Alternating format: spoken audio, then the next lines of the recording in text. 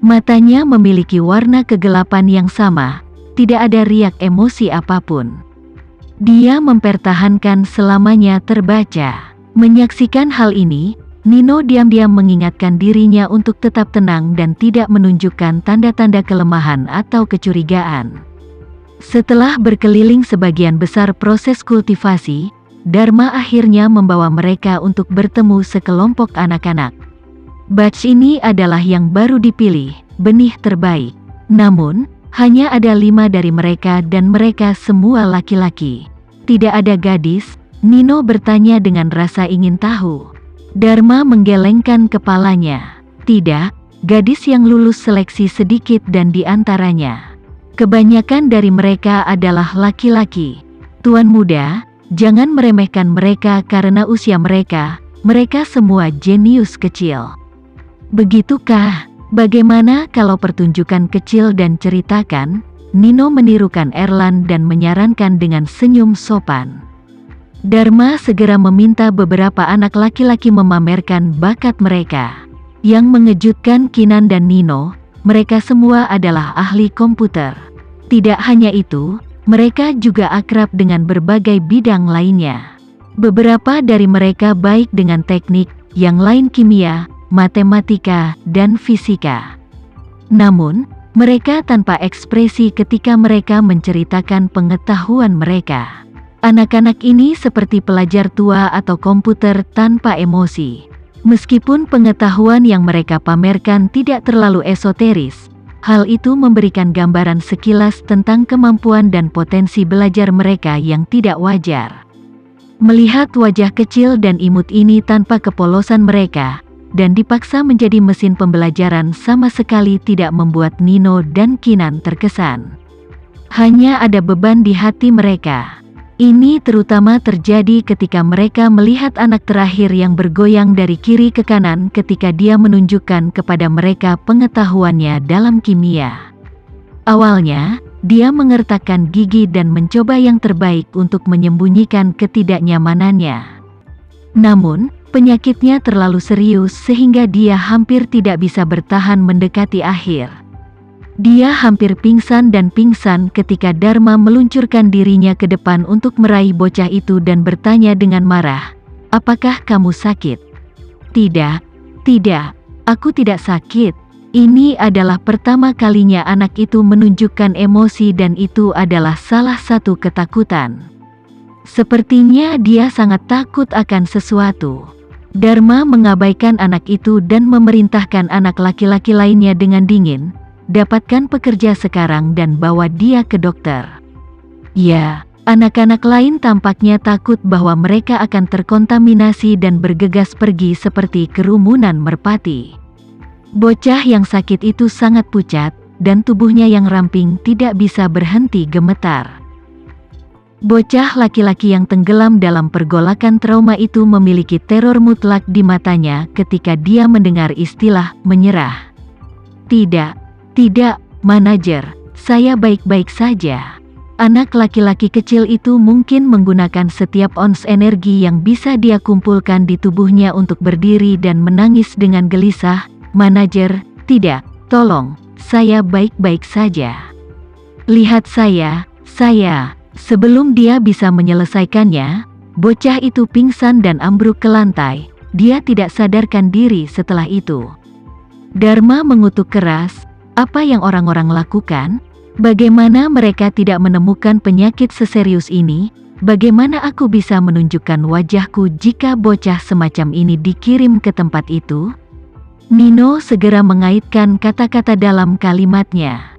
Dia bertanya dengan normal, "Berapa banyak dari mereka yang dikirim kali ini?" Dharma menjelaskan, "Hanya 5 yang kamu lihat, tetapi sepertinya kita harus -1. Mungkin dia masih bisa diselamatkan." "Paman Dharma, kita tidak boleh menyia-nyiakan benih yang berguna. Itu tidak mudah didapat," Nino mengingatkannya dengan lembut.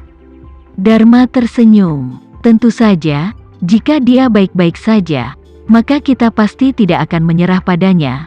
Tetapi jika penyakitnya terlalu serius, maka kita tidak akan punya pilihan lain." Saat Dharma selesai, 2 dokter bergegas. Ketika dia melihat mereka, Dharma memerintahkan bawa dia ke ruang inspeksi dan ingat untuk teliti. Baik Pak, anak kecil itu segera dibawa pergi dan Dharma membawa Nino ke tempat lain. Nino berkata dengan penuh wibawa, Paman Dharma, ini adalah hari pertama saya mengambil alih hal-hal ini, jadi setelah Anda mendapatkan hasil dari penyakit anak itu, ingatlah untuk memberitahu saya juga. Saya tidak ingin hal seperti ini terjadi pada hari itu. Saya mengambil alih bisnis. Tentu saja, Dharma mengerti ini karena sapu baru menyapu bersih. Erlan tidak menunjukkan minat eksplisit dalam urusan panti asuhan sebelumnya. Dia biasanya meninggalkan mereka ke perangkat mereka sendiri. Jadi ini adalah satu-satunya penjelasan yang bisa diberikan Dharma untuk membuat logika perintah Nino. Nino tidak ingin berlebihan karena itu akan menimbulkan kecurigaan Dharma. Jadi dia menambahkan sambil tersenyum, dengan itu, bisakah Paman Dharma menuntunku untuk melihat tempat lain? Aku ingin belajar lebih banyak dari Paman Dharma. Aku merasa sepertinya Paman Dharma memiliki lebih banyak untuk diajarkan. Ini adalah keberuntungan keluarga William bahwa tuan muda sangat mau belajar. Dharma menangkap kesempatan untuk membuat dirinya disayangi oleh Nino. Sepasang matanya dipenuhi ketakutan saat dia memohon, Manajer, saya benar-benar tidak sakit. Ini hanya flu, saya akan segera sembuh, saya janji. Dharma mendengus dingin dan menatap tajam ke arah bocah itu. Apakah kamu lupa peraturan panti asuhan? Kamu harus memberitahu kami jika kamu jatuh sakit. Fakta bahwa kamu bersembunyi itu berarti kamu telah melanggar aturan. Maaf, saya pikir saya akan segera pulih. Manajer, saya benar-benar minta maaf, saya tidak akan berani melakukan itu lagi. Bocah laki-laki berusia 5 tahun itu meneteskan air mata karena ketakutan. Namun, dia tidak berani menangis secara terbuka.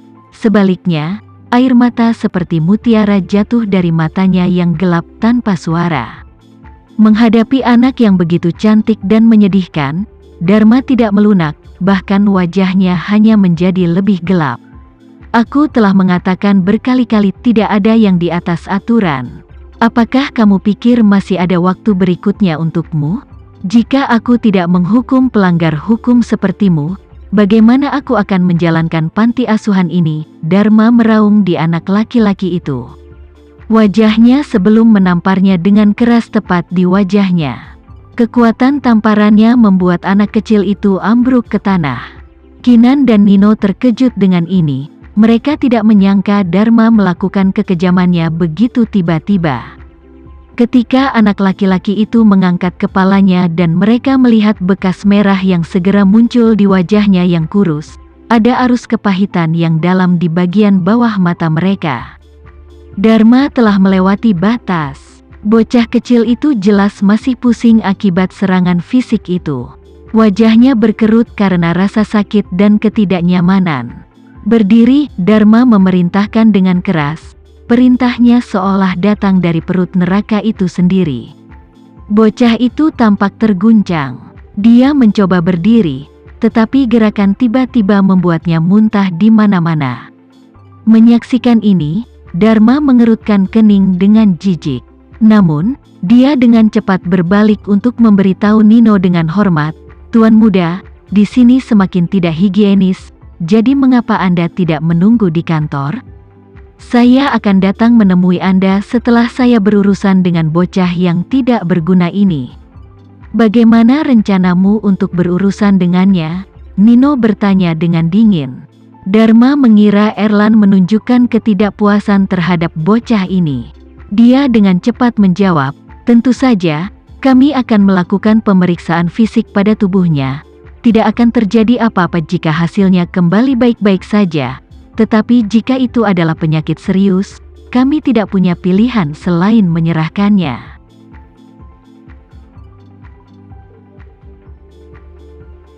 Sekian dulu ya video kali ini, kita lanjutkan lagi videonya di lain waktu.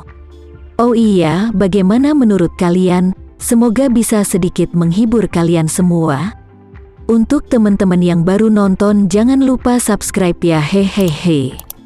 Dan kalau teman-teman ada yang ingin gabung langganan, bisa langsung gabung saja untuk dapat fitur yang menarik dan sedikit membantu Mimin. Terima kasih banyak sudah menonton, sampai jumpa lagi, bye.